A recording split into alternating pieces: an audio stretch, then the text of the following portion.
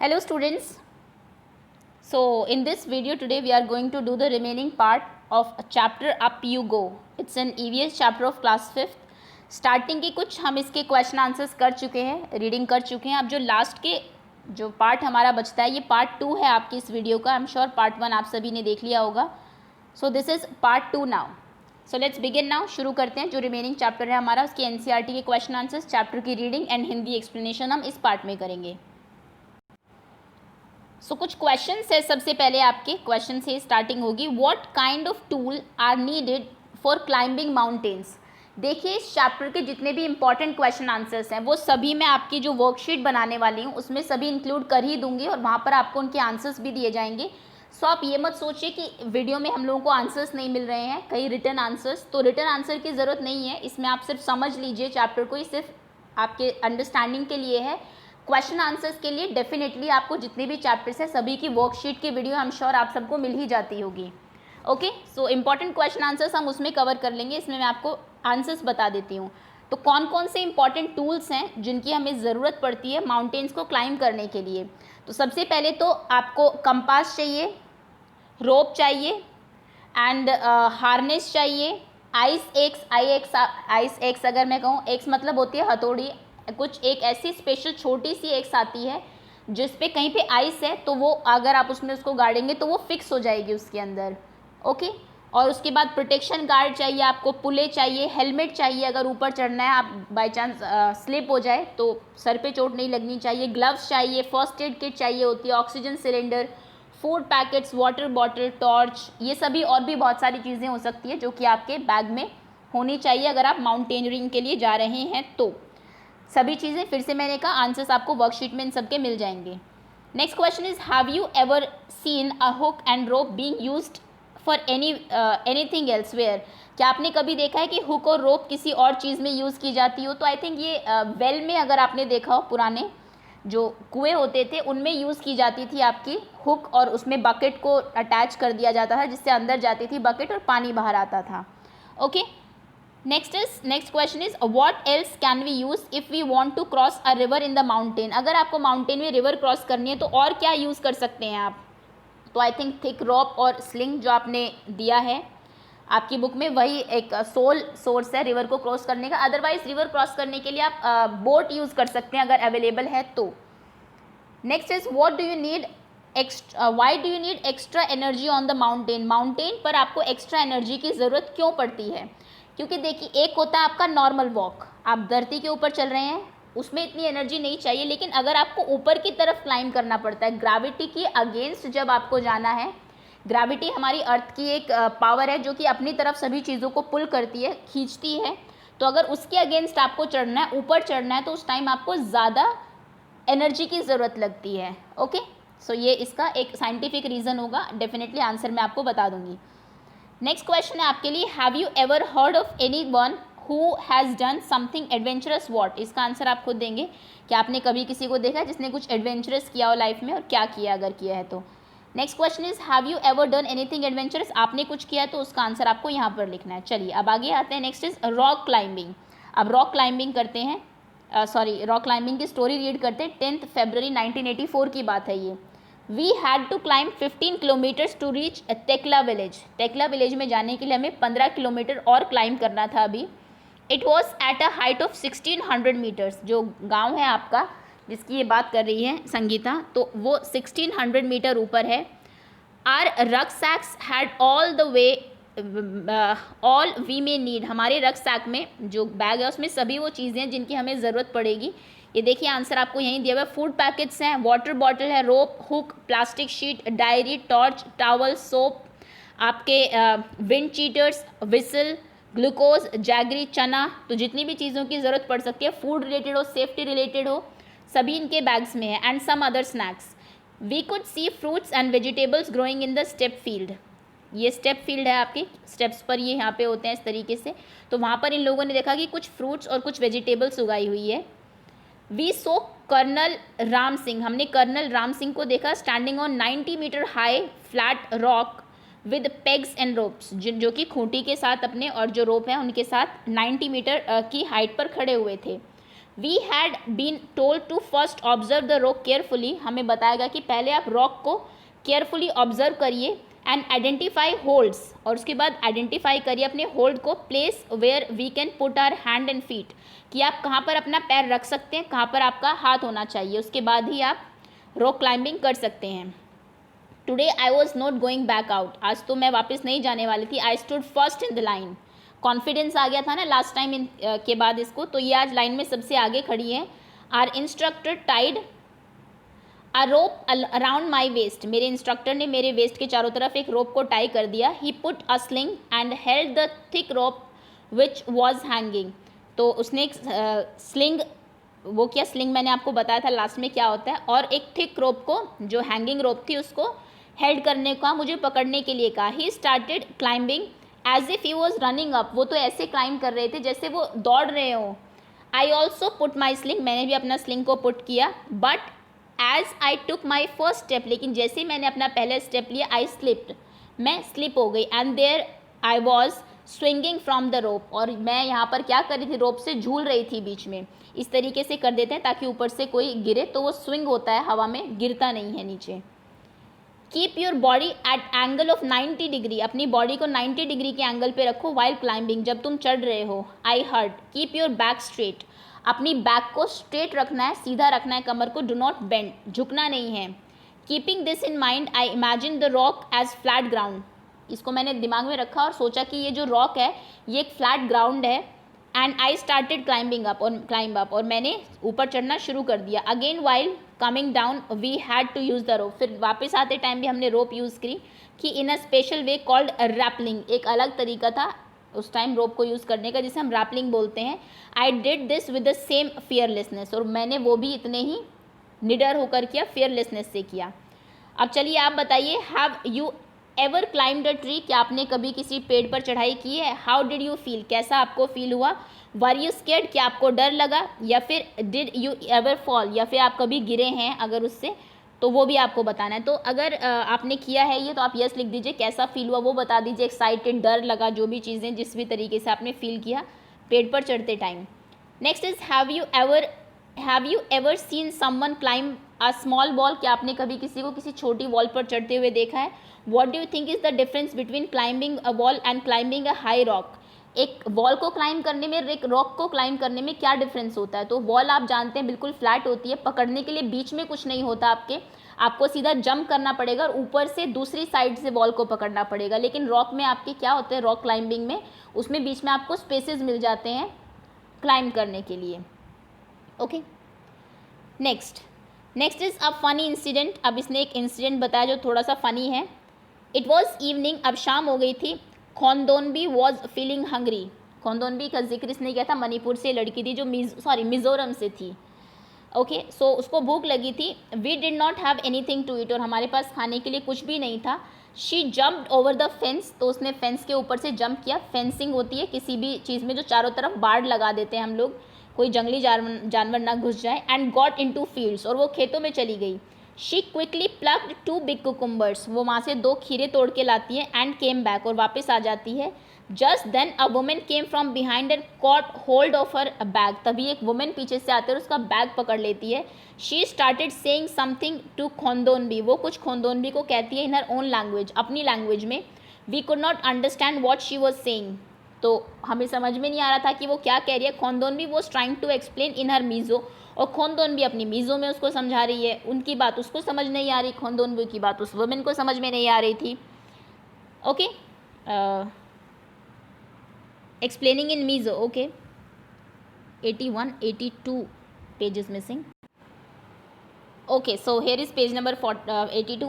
So in some language which we could not understand, उन दोनों की ऐसी लैंग्वेज थी जो हमें तो कुछ भी समझ में नहीं आ रही थी। I tried to explain in Hindi but neither of them could understand, मैंने उनको हिंदी में समझाने की कोशिश की लेकिन दोनों में से कोई नहीं समझ रहा था। Finally I folded my hands to say that we are sorry, finally मैंने अपने हाथ जोड़े ये कहने के लिए कि वी आर सॉरी, माफ़ कर दो। By then our group had come far ahead, तब तक हमारा group had gone far ahead, तब तक हमारा ग्रुप बहुत दूर चला गया था। We was already it was already dark, और तब तक अंधेरा भी हो गया था। I thought we had lost our way, मुझे लगा कि आज तो हम रास्ता भूल गए हैं। Now we were really scared, अब हमें सही में बहुत डर लग रहा था. We could not see anything even with our torches, हमें अपनी टॉर्च से भी कुछ दिखाई नहीं दे रहा था. I started sweating even though it was cold, मुझे स्वेटिंग हो रही थी, पसीना आ रहा था जबकि बाहर बहुत ठंड थी. आई टाइटली हेल्ड खोंदोबीज हैंड, मैंने खोंदोबी का हाथ को टाइटली पकड़ा. आई कॉल्ड आउट लाउडली, और मैंने ज़ोर से चिल्लाया, वेयर आर यू ऑल, तुम सब कहाँ हो, कैन यू हियर मी, क्या तुम मुझे सुन सकते हो. My voice echoed in the mountain, echo का मतलब मैंने आपको पहले भी बताया हुआ है, जब माउंटेन में आप कुछ बोलते हैं तो आपकी आवाज़ रिटर्न होकर आपको ही सुनाई देती है, उस प्रोसेस को हम इकोइंग बोलते हैं, ECHO, इको. सो मेरी आवाज़, my voice was echoed in the mountain. We both started to whistle loudly, हमने ज़ोर ज़ोर से विसल करना शुरू कर दिया. एंड फ्लैश्ड आर टॉर्चेस, और अपनी टॉर्च को फ्लैश करना शुरू किया. Probably the group had notice that we were missing, और उम्मीद है कि तब तक शायद ग्रुप को पता लग गया होगा कि हम लोग मिसिंग है वहाँ से. We heard some whistles at a distance, हमने कुछ डिस्टेंस पर विसल सुनाई दी हमें. आई अंडरस्टूड द सिग्नल, मैं सिग्नल को समझ गई. We held each others hand tightly, हम दोनों ने एक दूसरे का हाथ टाइटली पकड़ा. एंड वेटेड, और वहीं पर वेट किया. Khondonbi felt that we should keep talking, Khondonbi को लगा कि हमें आपस में बात करनी चाहिए. She started singing a Mizo song loudly, और वो ज़ोर ज़ोर से मीज़ो सॉन्ग गाने लगी ताकि उनको पता लग जाए, जो लोग उनको ढूंढ रहे हैं, कि वो किस डायरेक्शन में हैं. After some time we saw them coming towards us, कुछ देर बाद मैंने देखा कि वो हमारी तरफ आ रहे हैं. At last we were with the group again, फिर से हम ग्रुप के साथ आ गए. ओके, ये आपके लिए कुछ क्वेश्चंस हैं कि क्या आपकी क्लास में कोई ऐसा बच्चा है जो दूसरी लैंग्वेज बोलता है, या क्या आप कभी रास्ता भूले हैं. अगर खोंदोनबी वुड हैव संग लाउडली, खोंदोनबी ज़ोर से क्यों गाने लग गई ताकि लोग उनको ढूंढ ले. ये क्वेश्चन आप खुद कर लीजिएगा, एक्सपीरियंस बेस्ड क्वेश्चन है, ऐसा कुछ है नहीं.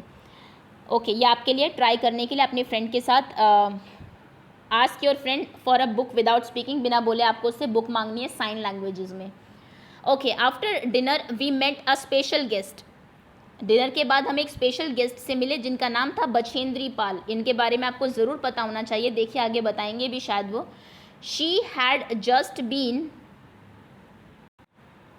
Selected as a part of the team to climb Mount Everest, वो अभी सेलेक्ट हुई थी माउंट एवरेस्ट को क्लाइम करने के लिए. माउंट एवरेस्ट आप जानते हैं सबसे जो हाईएस्ट पीक है नेपाल की, नेपाल में है ये, वर्ल्ड की हाईएस्ट पीक है, तो उसको क्लाइम करने के लिए वो सेलेक्ट हुई थी उस टाइम, और फर्स्ट वुमेन भी है इंडियन जिन्होंने उसको क्लाइम किया है. She had come to seek the blessing of Brigadier Gyan Singh, और वो वहाँ पर ब्रिगेडियर ज्ञान सिंह से ब्लेसिंग्स लेने आई थी, उनका आशीर्वाद लेने के लिए आई थी. It was a happy evening, ये बहुत ही हैप्पी इवनिंग थी. वी वर ऑल सिंगिंग, हम सब गाना गा रहे थे. And Bachendri also joined us in singing and dancing on the famous पहाड़ी सॉन्ग बेडो पाको बारामासा. ओके, ये वहाँ बेडू पाको बारामासा, ये वहाँ का कोई फेमस सॉन्ग होगा, पहाड़ी सॉन्ग है कोई, तो बछेंद्री पाल ने भी उनको ज्वाइन किया गाने में. बेडू पाको बारामाशा काफाल पाको शैता मेरी छैल, आई डोंट नो कि किस तरीके से प्रोनाउंस होगा ये. आई एम श्योर कोई बच्चा अगर पहाड़ से है, या फिर आप में से कोई देहरादून या उत्तराखंड से है, तो आप ज़रूर इस सॉन्ग को समझ सकते हैं. At the time, we had no idea what Bachendri would become the first Indian woman to reach Mount Everest and create history. तब तक हमें ये नहीं पता था कि बछेंद्री पाल हिस्ट्री क्रिएट करने वाली हैं, वो इंडिया की फर्स्ट वुमेन बनेंगी जो कि माउंट एवरेस्ट को क्लाइम करेगी. ये इंपॉर्टेंट इन्फॉर्मेशन आपके लिए. Next is camp in the snow. अब स्नो में देखिए कैसे कैंपिंग की इन्होंने. We were standing at height of 2134 meters. We were to spend the night here, हम 2134 मीटर की हाइट पर थे, हमें यहाँ पर रात गुजारनी थी. Everyone was busy trying to put up the tent, सब लोग बिजी थे टेंट को पुट अप करने में. We use double layered plastic sheet for the tent, हमने double layered plastic sheet use की टेंट बनाने के लिए. एंड फॉर द ग्राउंड, और ग्राउंड के लिए जिससे ठंड कम लगे. The air between the layers would help to keep us warm, air जो होगी दोनों लेयर्स के बीच में वो हमको वार्म रखेगी.